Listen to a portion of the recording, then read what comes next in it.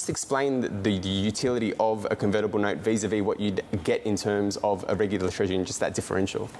Yeah, so if you look at a convertible bond, you can really see it as like a bond part plus an option.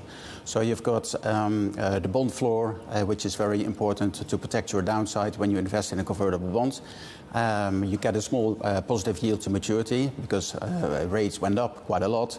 Okay, you can't compare it to the yield you get with a normal straight bond, but you get a small positive yield currently.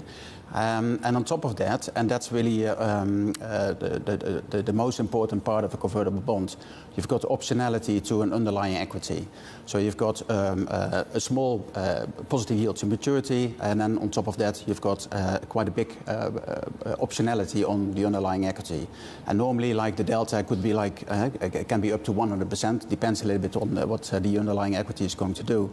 But that's really the biggest attraction of being invested in a convertible bond. So you've got your downside protection on one hand, but if markets are going to rally, then you will definitely participate on the upside as well. So your upside is more or less it's not capped. Yeah, exactly. You have a little bit more seniority than just a straight equity holder as well. But I've got to ask you, let's talk about the flip side then, because there's obviously a benefit with any kind of instrument like this, but for the companies themselves, considering what we're seeing right now, when it does come to the rising rate environment, are you seeing a significant trend towards them when they're trying to raise capital going the convertible route because they don't have to necessarily service at that higher clip as well? Yeah, no, exactly. That's a very good point, actually, because currently in the current interest rate environment, a lot of companies, they find it quite difficult to raise capital because if they have to go to the straight bond market, they have to pay quite a chunky coupon.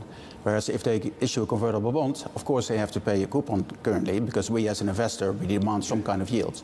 But the coupon savings a company can make by issuing a convertible bond is quite significant currently. So that's why we think convertible bonds, also for issuers, is still a very attractive